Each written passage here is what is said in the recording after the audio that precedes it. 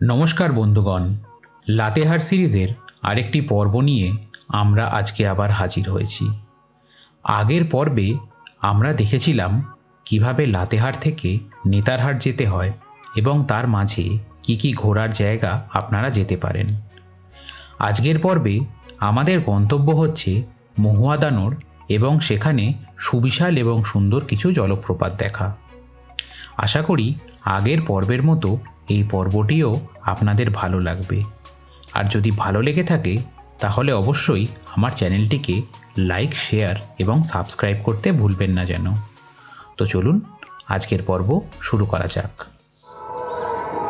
Good morning সবাইকে। আজকে আবার একটা নতুন দিন, শুভ নবমী। তো আজকে আমাদের ডেস্টিনেশন হচ্ছে মহুয়া দানোর। মহুয়া দানোরে 3টে বিখ্যাত ওয়াটারফলস আছে, যেটা যাওয়ার সাথে সাথে আপনাদের ডেসক্রিপশন দেবো এবং দেখাতে দেখাতে যাব। বাট এই 3টে ওয়াটারফলস খুবই এক্সাইটিং, কিন্তু একটা ব্যাপার হচ্ছে তার জন্য আমাদেরকে বেশ অনেকটা জার্নি করতে হবে, like 120 kilometre up and 120 kilometre down. তো পাহাড়ি রাস্তায় এই জার্নিটা বেশি হেক্টিক। তো দেখা যাক, আমরা এখন ব্রেকফাস্ট করব, দেন আমরা বেরোবো এই জার্নির উদ্দেশ্যে। তো চলুন। তো আমরা আমাদের যাত্রা শুরু করলাম যে গন্তব্যের উদ্দেশ্যে যাব বলে। আজ একটু দেরি হয়ে গেল বেরোতে গিয়ে। ব্রেকফাস্টটা করে নিয়েছি এবং মাঝখানে দাঁড়ানোর কোনো চান্স নেই। তো একদম সিধে আমরা প্রায় 100 কিলোমিটার, মানে 102 কিলোমিটার মতো আমাদের গাড়ি চালাতে হবে। ওখানে পৌঁছানোর পরে আমরা আপনাদের দেখাবো আমাদের ফার্স্ট ওয়াটারফলটা।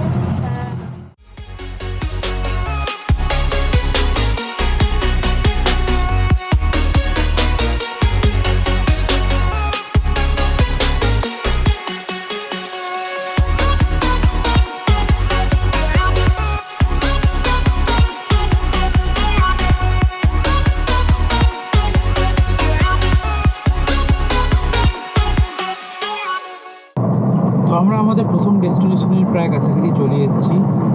যতটা টাইম লাগবে ভেবেছিল ততটা টাইম লাগেনি। 102 কিলোমিটার এই 1.5 ঘন্টার মধ্যেই কভার হয়ে গেছে, কারণ রাস্তা এতটাই ভালো ছিল যে বলার মতো নয়, এবং রাস্তাটা প্রচণ্ড ফাঁকাও ছিল। জানি না কেন, বাট মনে হয় বেশি লোক এখানে আসতে চায় না। তো আমাদের ফার্স্ট ডেস্টিনেশন হচ্ছে সুরকাই ঘাগরি ওয়াটারফলস। এইটা একটা বেশ বড়োই ওয়াটারফল, হয়তো লোধের মতো বড় নয়, বাট বেশ বড়। তো আমরা তাই ফার্স্টে যাবো সুরকাই ঘাগরিতে এবং তারপরে আমাদের ডেস্টিনেশন হচ্ছে লোধ। চলুন, দেখা হচ্ছে সুরকাই ঘাগরি ওয়াটারফলসে গিয়ে।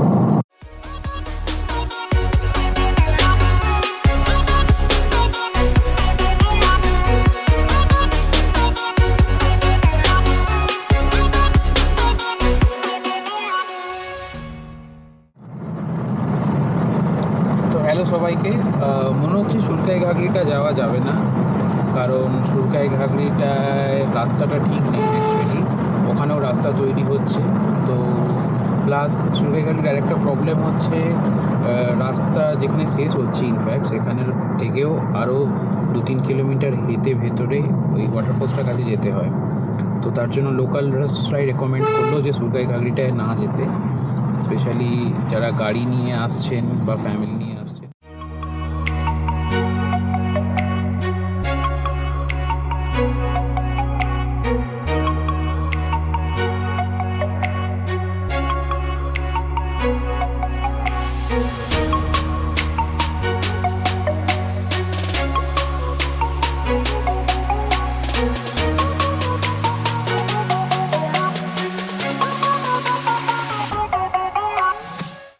তো এখন আমরা ঢুকে পড়েছি লোধ ওয়াটারফলসে।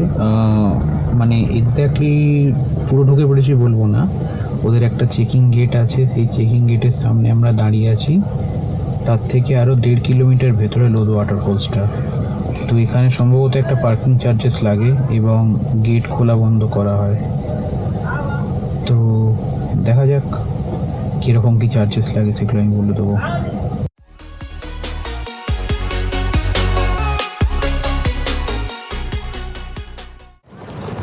তো আমরা এখন ঢুকে পড়েছি লোধ ওয়াটারফলসে। আমরা ভেতরের রাস্তাটা এখনও পর্যন্ত পাকা হয়নি। ওই চেকিং পোস্টের পরে আমরা টিকিট কাটলাম। তো এখানে ফোর হুইলারের জন্য 50 টাকা এবং পার পার্সন এন্ট্রি হিসেবে 10 টাকা করে নেওয়া হয়। আপনি যদি ড্রাইভার আনেন তো ড্রাইভারের জন্য আলাদা কোনো চার্জ লাগবে না। তো টিকিটটা কাটা হয়েছে। এরপর আমরা যাচ্ছি লোধের দিকে। রাস্তাটা এখনও তৈরি হচ্ছে এবং চারপাশে আরও অনেক বাড়িঘর দর ওয়াচ টাওয়ারও তৈরি হচ্ছে। মানে এই জায়গাটা ট্যুরিজমটা এখনও কমপ্লিট হয়নি, ট্যুরিজমটা হওয়া এখনও বাকি। তো দেখি যাওয়া যাক লোধের ভিতরে। তো এইটা হচ্ছে এন্ট্রান্স। আমাদের বেশ অনেকটাই সিঁড়ি উপরে উঠতে হবে, তো চলুন ওঠা যাক। লোধ জলপ্রপাতে ওঠার রাস্তাটি ছিল বেশ দীর্ঘ, কিন্তু এই দীর্ঘ রাস্তায় আপনি কখনো ক্লান্ত হবেন না পারিপার্শ্বিক প্রাকৃতিক সৌন্দর্যের কারণে। ভারতবর্ষের 21তম বৃহত্তম জলপ্রপাতটি দেখার জন্য প্রতিদিন ভিড় করেন হাজারে হাজারে মানুষ। তো চলুন এগিয়ে যাই লোধ জলপ্রপাতের দিকে।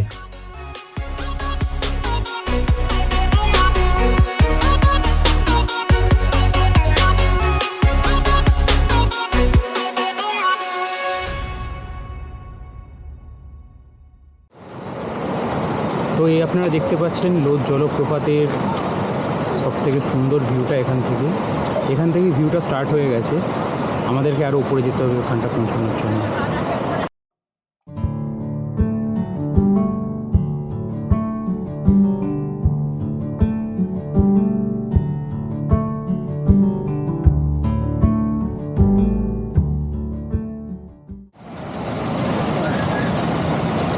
তো আমরা একদম সামনে চলে এসেছি এই জলপ্রপাতের। বিশাল বড় জলরাশি, প্রায় 3খানা বড় বড় জলরাশি নেমে পড়ছে এখানে, দেখতে পাচ্ছেন, এবং সেটা গিয়ে মিশছে আপনার এই জায়গায়।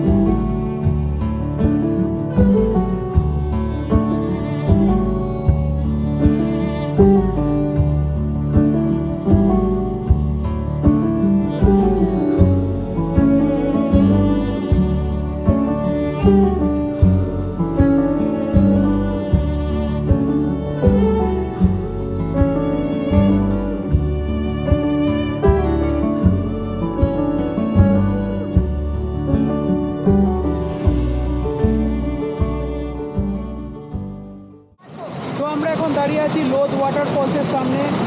প্রচণ্ড জোর আওয়াজ হচ্ছে, কান পাতা যাচ্ছে না, আপনারা শুনতেই পাচ্ছেন।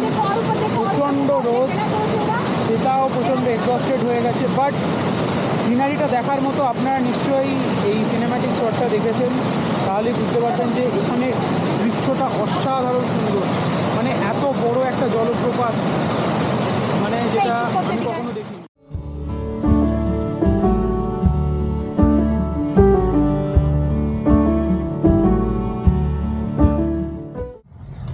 তো আমরা এখন লোধ ওয়াটারফলস থেকে বেরোলাম, সাথে এখান থেকে লাঞ্চও করে নিয়েছি।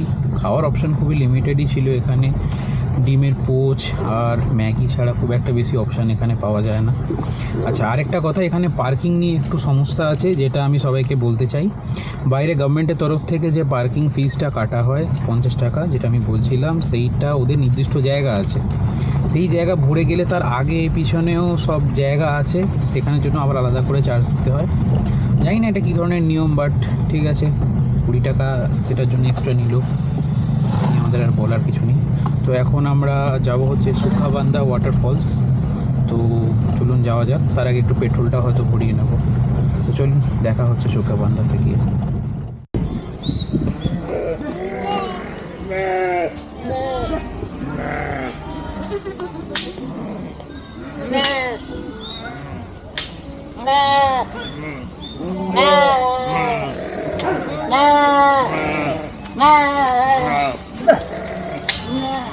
রাস্তার মাঝে দেখা হয়ে গেল এক পাল ভেড়ার সাথে। বেশ মজাই লাগছিল। গ্রাম্য অঞ্চলে এখানে জীবিকা হিসেবে লোকজন এরকম মেষ পালন করে থাকেন। তো চলুন এগিয়ে যাওয়া যাক। তো আমরা এখন চলে এসেছি সুগ্গাবান্ধ ওয়াটারফলে। এটা রাস্তা থেকে একটু অফরোডিং টাইপেরও করতে হতে পারে। রাস্তাটা বেশ খারাপ এবং বেশ সরুও, মানে একটা গাড়ি গেলে আর একটা গাড়িকে পাশ দিয়ে দাঁড়িয়ে জায়গা দিতে হবে, এরকম সরু। তো চলুন সুগ্গাবান্ধের কাছে পৌঁছে আমরা দেখি।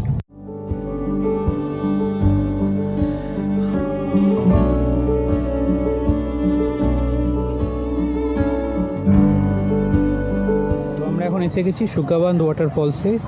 এখানেও কিন্তু একটা এন্ট্রি ফিজের ব্যাপার আছে, ওই যা আগের রেট 50 টাকা গাড়ির পার্কিং আর 10 টাকা করে পার পার্সন। তো এটা মনে হচ্ছে খুব ইন্টারেস্টিং হবে।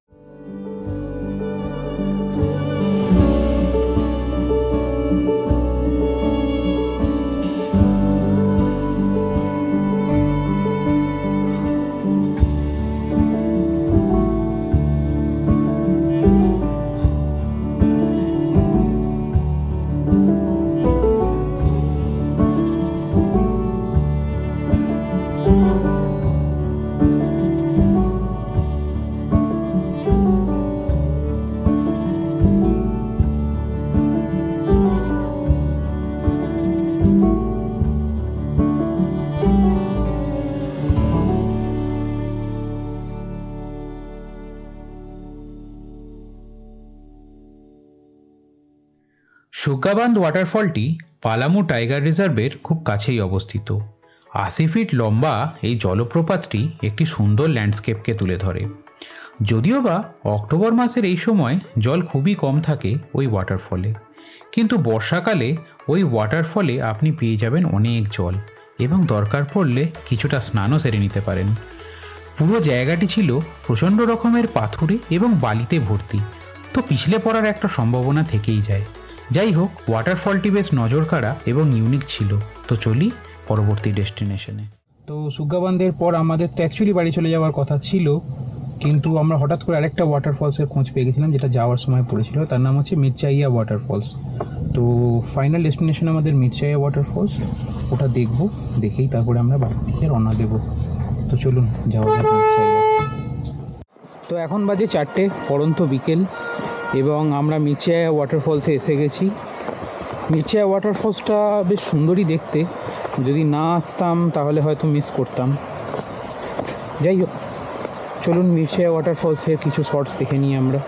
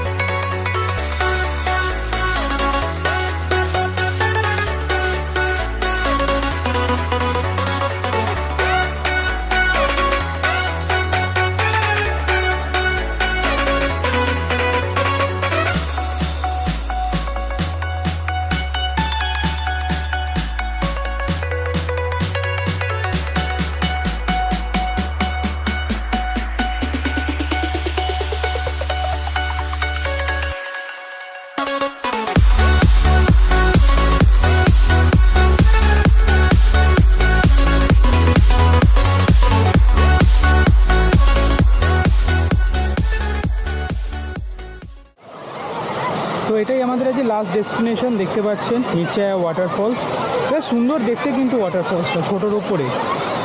উপরে অনেক লোকজন উঠেছে, এটা বেসিক্যালি পিছনটা দিয়ে ওঠা যায়, কিন্তু এখন যেহেতু প্রায় সন্ধে হয়েই আসছে, প্লাস জায়গাটা একটু রিস্কিও লাগছে, মানে গ্রিপিংয়ের কোনো জায়গা আমরা পাচ্ছি না, তো এখানে সবার না ওঠাটাই বেটার বলে আমার মনে হয়।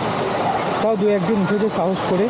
এখন যদি সেই রকম প্রিপারেশনে থাকতাম হয়তো আমিও উঠতে পারতাম, বাট এখন আর জাস্ট ভাল লাগছে না ওঠার। তো যাই হোক, চলুন আজকের মতো এইটুকুই, আবার দেখা হবে পরের পর্বে। বাই।